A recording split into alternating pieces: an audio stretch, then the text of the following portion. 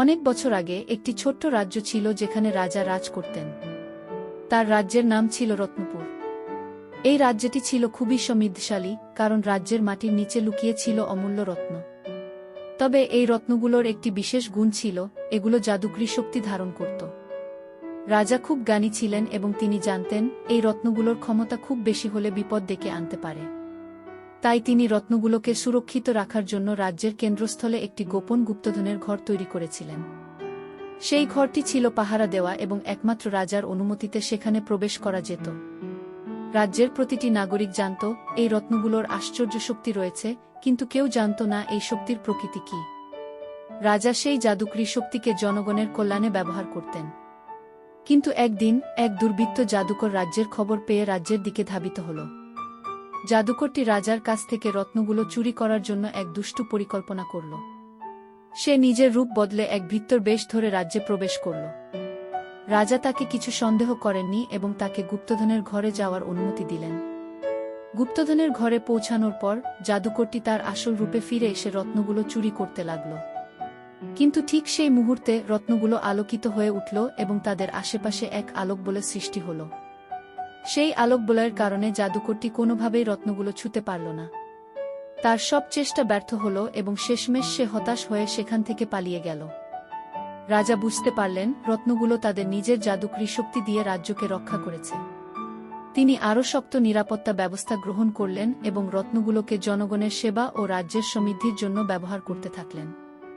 এরপর থেকে রত্নপুর রাজ্য আরও সমৃদ্ধশালী হল এবং সেই রাজ্যের ইতিহাসে এই ঘটনা চিরকাল ধরে রাখা হল। রত্নপুরের গল্প আজও বলা হয়, যেখানে রত্নগুলো জাদুকরী শক্তি দিয়ে রাজ্যকে রক্ষা করেছিল এবং রাজা তার প্রজ্ঞা দিয়ে রাজ্যকে নেতৃত্ব দিয়েছিলেন।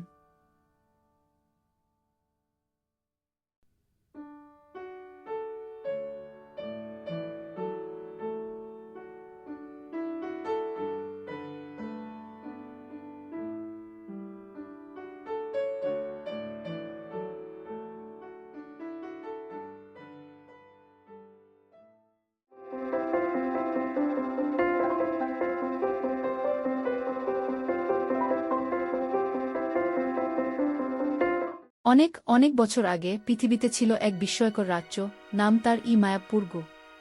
এই রাজ্যটি ছিল ভিন্ন, এখানে মানুষের পাশাপাশি জাদুকর, পরী এবং বিভিন্ন জাদুকরী প্রাণী বাস করত।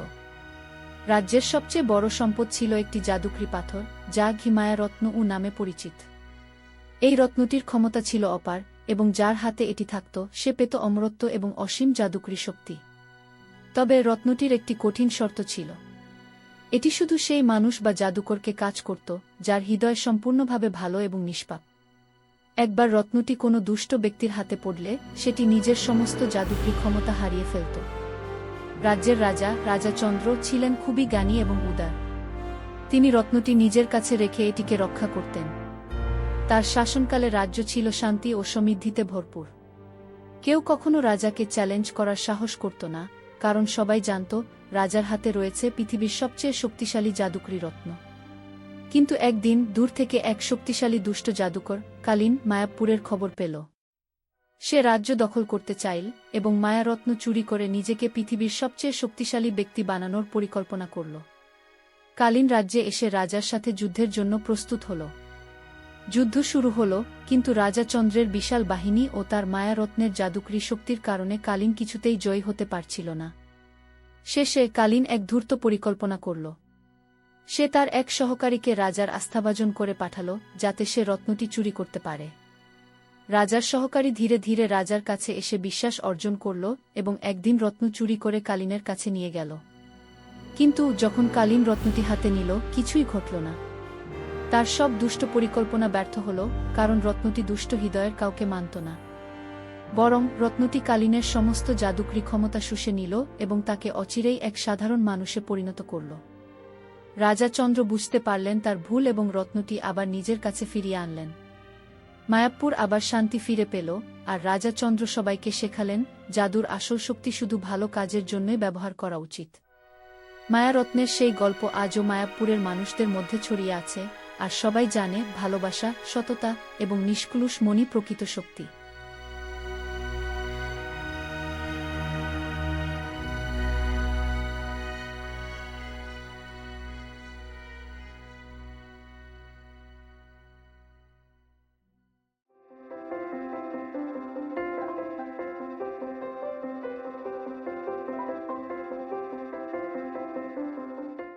নদীর পাড়ে একটি ছোট্ট গ্রামে বাস করত ভোম্বল। ভোম্বল ছিল খুবই চঞ্চল আর মজারু। সে যখন যেখানেই যেত সবাই হাসতে বাধ্য হতো। তবে তার একটাই দুঃখ ছিল, সে কখনোই মাছ ধরতে পারত না। যদিও তার বাবা ছিলেন গ্রামসেরা মৎস্যজীবী, কিন্তু ভোম্বল যতবারই চেষ্টা করত ততবারই সে খালি হাতে ফিরে আসত। একদিন ভোম্বল ঠিক করল আজ সে অবশ্যই মাছ ধরবে। ভোরে উঠেই সে পুকুরে গিয়ে বসল। পুকুরের পাশে বসে জাল ফেলে অপেক্ষা করতে লাগল। কিন্তু ঘন্টার পর ঘন্টা কেটে গেলেও একটি মাছও তার জালে ধরা দিল না। হতাশ হয়ে সে ভাবতে লাগল, এমন তো হবার কথা নয়। সবাই তো বলে এই পুকুরে অনেক মাছ। হেই ভোম্বল, তুই এত দুঃখ করিস কেন?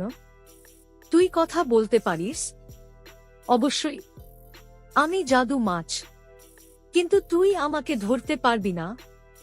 তুই আমার জালে ধরা দিস, তাহলেই দেখব তোকে কেমন ধরি।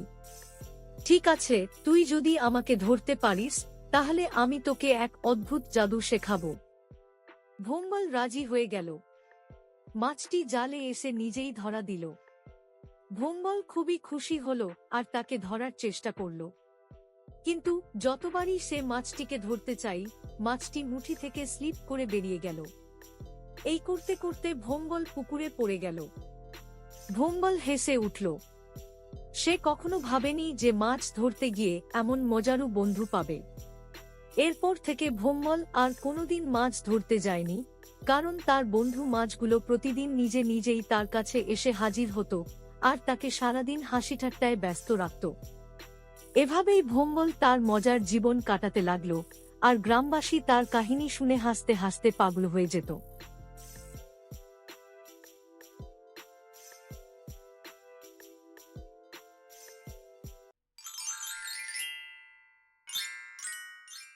লিও নামের একটি ছোট ছেলে একটি বাঁশের বনের মধ্যে ঘুরে বেড়াচ্ছে, লম্বা ডালপালা বাতাসে মৃদু দোলাচ্ছে। সে একটা মৃদু খচখচ শব্দ শুনতে পায় এবং বাঁশের পিছনে কিছু একটা নড়তে দেখে। লিও বাঁশ থেকে একটি অল্প বয়স্ক পান্ডা বের হতে দেখে, পাতায় খোপা করছে এবং কৌতূহলী চোখে তার দিকে তাকিয়ে আছে। পান্ডা মাথা কাত করে এবং লিও হাসে, তাৎক্ষণিক সংযোগ অনুভব করে। পান্ডা সাবধানে লিওর কাছে আসে, হাত শুকে। লিও তার হাতটি আলতো করে ধরে রাখে, পান্ডাকে তার উপস্থিতিতে স্বাচ্ছন্দ্য বোধ করতে দেয়া। তারা খেলতে শুরু করে, নরম ঘাসের উপর ঘুরতে থাকে এবং একসাথে হাসতে থাকে। পান্ডা খেলাধুলা করে লিওকে ধাক্কা দেয়, যে হাসতে হাসতে ফিরে আসে। লিও তার ব্যাগ থেকে এক টুকরো ফল বের করে পান্ডাকে দেয়া। পান্ডা আনন্দের সাথে গ্রহণ করে, ফলটি খাচ্ছে যখন লিও তার নরম পশম ঠেসে দেয়া। তারা বাঁশের বনের মধ্য দিয়ে একসাথে হাঁটা, লুকানো স্রোত এবং রঙিন ফুল আবিষ্কার করে। পান্ডা লিওকে দেখায় কিভাবে একটি গাছে উঠতে হয় এবং তারা দুজনেই মজা করে অন্বেষণ করে। সূর্য অস্ত যেতে শুরু করার সাথে সাথে লিও এবং পান্ডা একটি শান্ত স্রোতের ধারে একসাথে বসে। তারা জলের উপর সূর্যের প্রতিফলন দেখে শান্ত এবং তৃপ্ত বোধ করে। লিও বুঝতে পারে যে যাওয়ার এবং পান্ডাকে আলিঙ্গন করার সময় এসেছে, ফিরে আসার প্রতিশ্রুতি দিয়ে। পান্ডা তাকে ফিরিয়ে দেয়, তাদের বন্ধন দৃঢ় এবং অকথ্য। লিও পান্ডাকে বিদায় জানাচ্ছে যখন সে বাঁশের জঙ্গল থেকে বেরিয়েছে, সুখী এবং কিছুটা দুঃখিত বোধ করছে। পান্ডা তাকে যেতে দেখছে, বাঁশের মাঝে চুপচাপ বসে আছে। পরের দিন লিও বনের প্রান্তে ফিরে আসে, পান্ডাকে খুঁজতে থাকে। তিনি পান্ডাকে তার জন্য অপেক্ষা করতে দেখেন এবং তারা দুজনেই হাসে, অন্য একটি দিনের দুঃসাহসিক কাজের জন্য প্রস্তুত।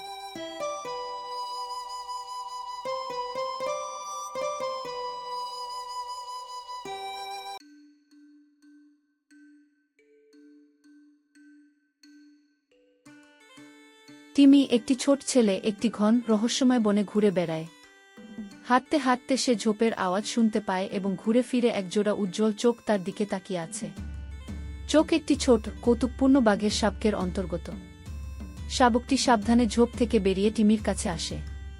টিমি তার হাতটি ধীরে ধীরে প্রসারিত করে এবং বাঘের শাবকটি তার হাতের তালু নাকানোর আগে এটি শুকে। তারা দুজনেই আরাম করে, একে অপরের থেকে কোনো বিপদ অনুভব করে না। বাঘের বাচ্চাটি খেলার সাথে সাথে একটি পতিত পাতায় ধাক্কা দেয়, টিমি হাসে। তারা একসাথে খেলতে শুরু করে, দৌড়াতে এবং লাফাতে শুরু করে। টিমি তার পকেট থেকে একটি জলখাবার বের করে শাবকের সাথে ভাগ করে নেয়। বাচ্চাটি আগ্রহের সাথে জলখাবার খায় এবং টিমি তার নরম পশম পোষায়। যখন তারা খেলছে, একটি জাদুকরি আলো তাদের ঘিরে রেখেছে, তাদের নতুন পাওয়া বন্ধনের প্রতীক। জঙ্গল জ্বলন্ত গাছপালা এবং মৃদু প্রাণীর শব্দে জীবন্ত বলে মনে হচ্ছে। সূর্য অস্তমিত হতে শুরু করে, বনের উপর একটি উষ্ণ আভা ঢালাই করে। টিমি এবং বাঘের বাচ্চা একসাথে বসে সূর্যাস্ত দেখছে এবং তৃপ্তি অনুভব করছে। টিমি বাঘের বাচ্চাকে জড়িয়ে ধরে ফিরে আসার প্রতিশ্রুতি দেয়। শাবকটি তাকে ফিরিয়ে দেয়, কারণ তারা উভয়েই আশা এবং বন্ধুত্বের অনুভূতি নিয়ে আলাদা হয়ে যায়।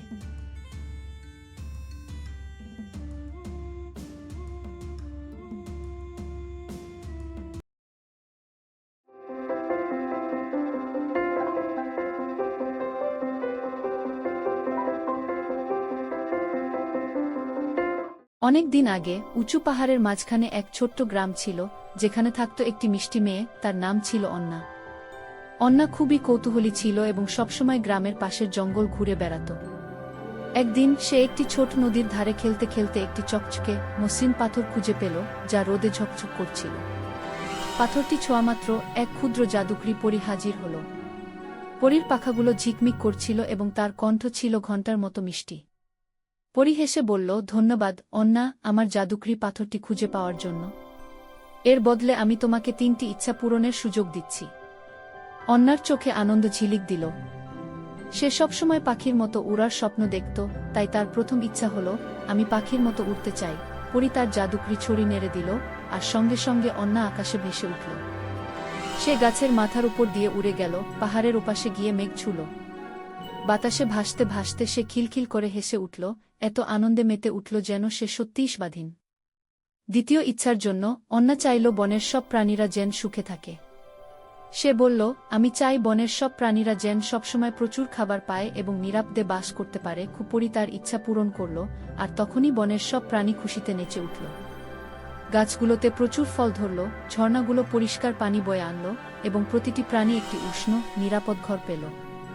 এবার অন্নার হাতে ছিল শেষ ইচ্ছা। সে অনেকক্ষণ ভেবে বলল, আমি চাই আমাদের গ্রামের সবাই চিরকাল সুখী আর দয়ালু থাকুক। পরী হাততালি দিল, আর গ্রামের উপর এক নরম আলো ছড়িয়ে পড়ল। সেই দিন থেকে গ্রামের সবাই দয়ালু, একে অপরকে সাহায্যকারী, আর চিরকাল সুখে থাকল। গ্রামটি হয়ে উঠল পৃথিবীর সবচেয়ে সুখী জায়গা। পরী হেসে বলল, তোমার ইচ্ছাগুলো খুবই সুন্দর ছিল অন্না।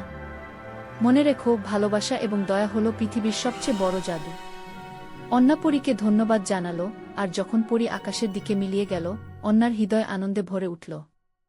সে বুঝল, কোনো জাদু ছাড়াই তার ভালো মনের জাদুতে সে পৃথিবীকে আরও সুন্দর করে তুলতে পারবে। এভাবেই অন্না সুখে জীবন কাটাল, মেঘের মাঝে উড়ে বেড়াত এবং সবাইকে আনন্দ ছড়িয়ে দিত। গ্রামটি চিরকাল একটি জাদুকরি জায়গা হিসেবে থেকে গেল, যেখানে ভালোবাসা এবং দয়া চিরকাল রাজত্ব করত।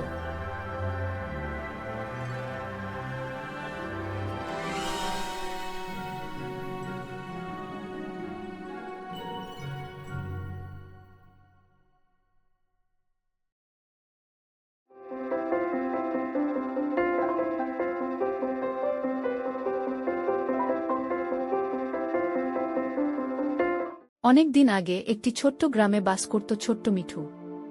মিঠু ছিল খুবই কৌতূহলী আর সবসময় নতুন কিছু শেখার ইচ্ছে থাকত তার। একদিন সে গ্রামের পুরানো লাইব্রেরিতে একটা পুরানো বই খুঁজে পেল। বইটির নাম ছিল জাদুর ইতিহাস। মিঠু বইটি খুলে দেখতে শুরু করল। বইটিতে লেখা ছিল, অনেক বছর আগে তাদের গ্রামে এক জাদুকরি গাছ ছিল। সেই গাছের ফল খেলে মানুষ অসাধারণ ক্ষমতা পেত, কেউ উড়তে পারত, কেউ পানির নিচে শ্বাস নিতে পারত, আবার কেউ অনেক শক্তিশালী হয়ে যেত। গ্রামের সবাই সেই গাছকে খুব ভালোবাসত। তারা প্রতিদিন গাছের যত্ন নিত, আর গাছটি তাদের অনেক সুখী রাখত। কিন্তু একদিন দূর থেকে এক খারাপ মানুষ গ্রামে এল। সে গাছের জাদুর ফল চুরি করতে চাইল। কিন্তু গাছটি জানত কারা ভালো আর কারা খারাপ। যখন খারাপ মানুষটি গাছের কাছে এল, গাছটি তার সব ডালপালা সংকুচিত করে ফেলল। খারাপ মানুষটি অনেক চেষ্টা করল গাছের ফল পেতে, কিন্তু সে সফল হতে পারল না। গাছটি তখন তার ডাল দিয়ে খারাপ মানুষটিকে গাছ থেকে দূরে ঠেলে দিল। মিঠু এই গল্পটি পড়ে খুব মজা পেল। সে বুঝল, ভালো কাজ করলে সবাই ভালোবাসে, আর খারাপ কাজ করলে কেউ সাহায্য করে না। মিঠু সেই দিন থেকে ঠিক করল, সে সবসময় ভালো কাজ করবে এবং অন্যদেরও সাহায্য করবে। আর গাছের গল্পটি গ্রামের সবার কাছে বলবে, যেন তারা বুঝতে পারে ভালো কাজের ফল সবসময় ভালো হয়।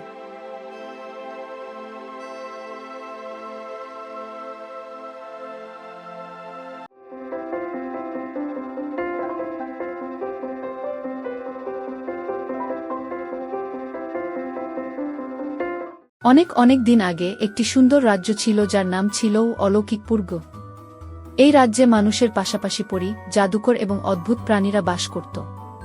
রাজ্যের প্রতিটি কোণা ছিল এক বিস্ময়ের ছোঁয়া, ঝরনা থেকে জাদুকরি জল প্রবাহিত হতো, ফুলেরা গান গাইত, আর গাছেরা মানুষের মতো কথা বলত।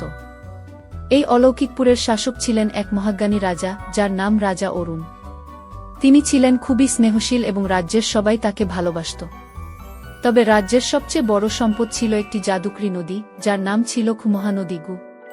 এই নদীর জলে ছিল বিশেষ ক্ষমতা, যে কেউ সেই জলে স্নান করত, তার দুঃখকষ্ট সব দূর হয়ে যেত এবং সে চিরকাল সুখী থাকত। তবে নদীর জলে স্নান করার একটি কঠিন নিয়ম ছিল। শুধু সেই ব্যক্তি এতে স্নান করতে পারত, যার মন সম্পূর্ণভাবে পবিত্র এবং কোনো লোভ বা ক্রোধ নেই। তাই কেউ নদীতে স্নান করতে গেলে তাকে প্রথমে তার মনের সত্যতা পরীক্ষা দিতে হতো। একদিন দূর থেকে এক দুষ্ট জাদুকর, কৃষ্ণ, অলৌকিকপুরের মহানদীর খবর পেল। সে ভাবল, যদি সে এই জাদুকরি জলে স্নান করতে পারে তাহলে তার অসীম শক্তি এবং ক্ষমতা হবে। কিন্তু তার মন ছিল লোভে ভরপুর। সে মিথ্যা কথা বলে নদীর কাছে গেল এবং স্নান করার জন্য প্রস্তুতি নিল। কৃষ্ণ যখন নদীতে প্রবেশ করতে গেল, নদীর জল কালো হয়ে গেল এবং চারপাশে অন্ধকার ছড়িয়ে পড়ল। নদী তার পবিত্র জলকে কৃষ্ণের স্পর্শ থেকে রক্ষা করল এবং তাকে নদী থেকে দূরে ফেলে দিল।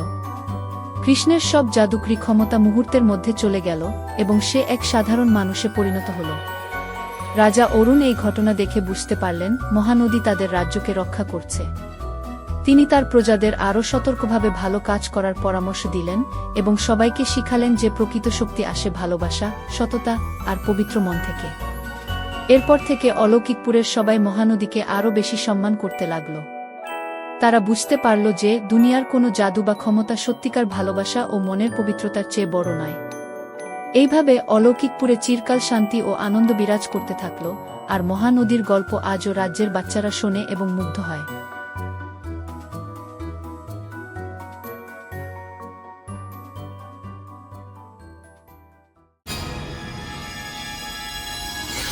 জ্যাক নামের একটি ছোট ছেলে একটি বড়, ভয়ঙ্কর প্রাসাদের বাইরে দাঁড়িয়ে আছে, যা পরিত্যক্ত বলে মনে হচ্ছে।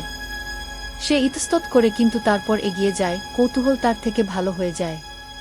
জ্যাক ঠেলাঠেলি করে সামনের দরজা খুলে দেয়, অন্ধকার এবং ধুলোময় অভ্যন্তরটি প্রকাশ করে। দরজাটি তার পিছনে নিজেই বন্ধ হয়ে যায়, তাকে লাফিয়ে দেয়া।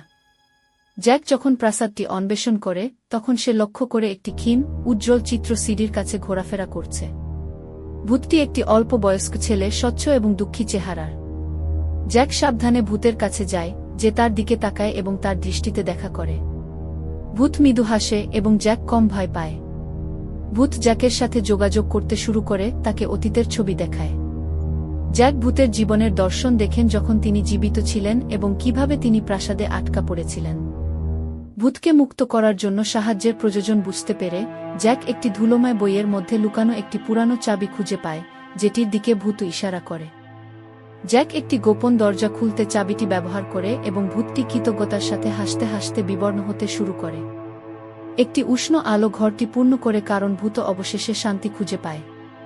জ্যাক প্রাসাদ থেকে বেরিয়ে আসে, কৃতিত্ব এবং স্বস্তির অনুভূতি অনুভব করে। সে যখন ফিরে তাকায়, প্রাসাদটি কম ভয়ঙ্কর, প্রায় শান্তিপূর্ণ দেখায়। জ্যাক চলে যাওয়ার সাথে সাথে সে ভূতের এক ঝলক দেখতে পায়, এখন শান্তিতে প্রাসাদের জানালা থেকে তার দিকে নাচছে। জ্যাক হাসে এবং ফিরে দোলা দেয়, জেনে যে সে সঠিক কাজ করেছে। সূর্য ওঠে, প্রাসাদ এবং আশেপাশের এলাকায় একটি উষ্ণ আভা ঢালাই করে। জ্যাক চলে যায়, অনুভব করে যে একটি অধ্যায় বন্ধ হয়ে গেছে এবং একটি নতুন দিন শুরু হয়েছে।